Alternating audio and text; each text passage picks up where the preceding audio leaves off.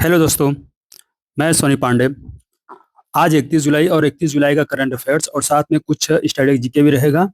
इसमें महत्वपूर्ण घटनाएं भी रहेंगी, नियुक्तियां भी रहेगा, पुरस्कार भी रहेगा, कुछ खेल से रिलेटेड भी रहेगा। तो देखते हैं हम लोग आज का क्वेश्चन। और आज का फ्रेंड्स सुविचार है कि जिसके मन का भाव सच्चा होता है उसका हर काम अच्छा होता है। जिसके मन का भाव सच्चा होता है उसका हर काम अच्छा होता है। तो आज का पहला क्वेश्चन है कि हाल ही में बहुराष्ट्रीय कंपनी प्रॉक्टर एंड गैम्बल के नए चेयरमैन के रूप में किसे नियुक्त किया गया है? तो शैलेश जेजूरीकर को। शैलेश जेजूरीकर को प्रॉक्टर एंड गैम्बल के नए चेयरमैन के रूप में नियुक्त किया गया है। 12 और 13 सितंबर को ब्रिक्स शिखर सम्मेलन 2026 का आयोजन किस शहर में किया जाएगा? तो ये फ्रेंड्स किया जाएगा इन भारत के न्यू दिल्ली में। कहाँ? भारत के नई दिल्ली में। हाल ही में भारत के पहले समर्पित शैक्षणिक और परिचालन सैन्य चिकित्सा विभाग का उद्घाटन किस शहर में किया गया है? तो उत्तर प्रदेश के लखनऊ में। कहाँ पे? उत्तर प्रदेश के लखनऊ में। अगला प्रश्न है मित्र, हाल ही में राज्यसभा द्वारा राष्ट्रीय गीत वंदे मातरम के प्रति अनादर के कृत्यों के लिए आपराधिक सजा का विस्तार करने के लिए कौन सा विधेयक पारित किया गया है? तो prevention of insult to national honour amendment bill 2026, राष्ट्रीय गौरव अपमान निवारण संशोधन विधेयक 2026, इसको पारित किया गया है। सुप्रीम कोर्ट ने हाल ही में केंद्र सरकार के 2021 के उस कार्यालय ज्ञापन ऑफिस मेमोरेंडम को रद्द कर दिया है जो बुनियादी ढांचा परियोजनाओं के लिए किस प्रकार की पर्यावरण मंजूरी की अनुमति देता था। तो ये friends ex post facto retrospective environmental clearance कार्योत्तर पिछली तारीख से पर्यावरण की मंजूरी। मतलब ये सुप्रीम कोर्ट जो केंद्र सरकार के 2021 के उस कार्यालय ज्ञापन को रद्द कर दिया है, तो जो बुनियादी ढांचा परियोजना के लिए कार्योत्तर पर्यावरण मंजूरी को अनुमति देता था, मतलब पिछली तारीख से पर्यावरण को मंजूरी देता था, सुप्रीम कोर्ट ने केंद्र सरकार के उस कार्यालय ज्ञापन को रद्द कर दिया है। अगला प्रश्न है, वंदे मातरम की अपमान पर संसद से पारित विधेयक में अधिकतम कितने वर्ष का सजा का प्रावधान है? 3 वर्ष का सजा का प्रावधान है। जुलाई 2026 में कोयला ब्लॉक आवंटन घोटाले में सुप्रीम कोर्ट ने किस पूर्व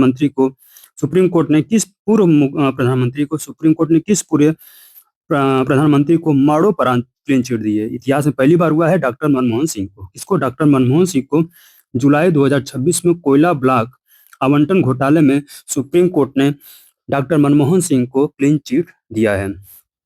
अगला प्रश्न है, हाल ही में चर्चा में रहा नवनिर्मित अद्दुकरी सीताराम राजू अंतर्राष्ट्रीय हवाई अड्डा किस राज्य में है? तो आंध्र प्रदेश में। कहाँ पे? आंध्र प्रदेश में है।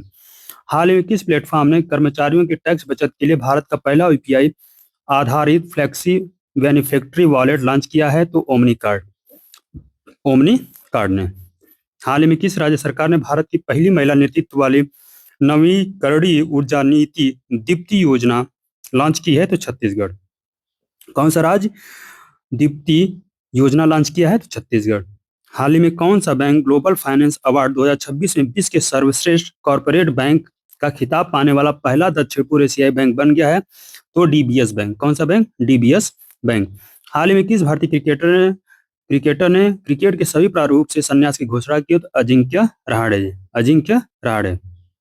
अगला प्रश्न है मित्र, भारत का पहला टेलीकॉम मैन्युफैक्चरिंग जोन किस शहर में स्थापित किया जाएगा? तो ग्वालियर, मध्य प्रदेश, ग्वालियर में।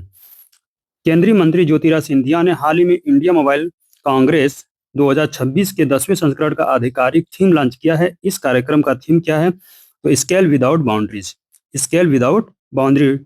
इसका ये थीम है।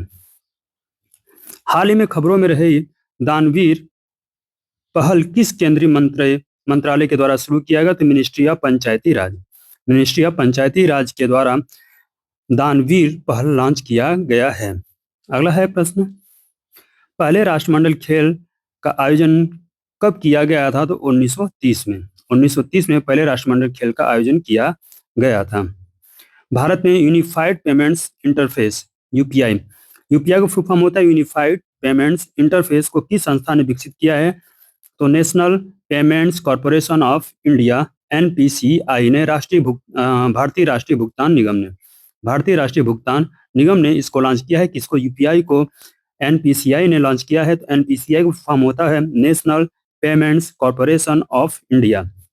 अंतर्राष्ट्रीय सौर गठबंधन ISA इंटरनेशनल सोलर एसोसिएशन का मुख्यालय कहाँ स्थित है? गुरुग्राम, इंडिया में। कहाँ पे? गुरुग्राम, इंडिया में स्थित है। अगला प्रश्न है, भारत में प्रतिवर्ष राष्ट्रीय हथकरघा दिवस किस तिथि को मनाया जाता है? तो 7 अगस्त को मनाया जाता है। किस तिथि को मनाया जाता है? 7 अगस्त को राष्ट्रीय हथकरघा दिवस मनाया जाता है। ऑप्टिकल फाइबर किस वैज्ञानिक सिद्धांत पर काम करता है? तो इंटरनल रिफ्लेक्शन पर काम करता है। पूर्ण आंतरिक परावर्तन पर यह काम करता है। कौन सा? Optical fibre total internal reflection, पूर्ण आंतरिक परावर्तन पर ऑप्टिकल फाइबर कार्य करता है। तो दोस्तों आज के लिए इतना ही। अगर आप लोग को अच्छा लगे तो चैनल को सब्सक्राइब करिएगा, शेयर करिएगा। थैंक यू, धन्यवाद।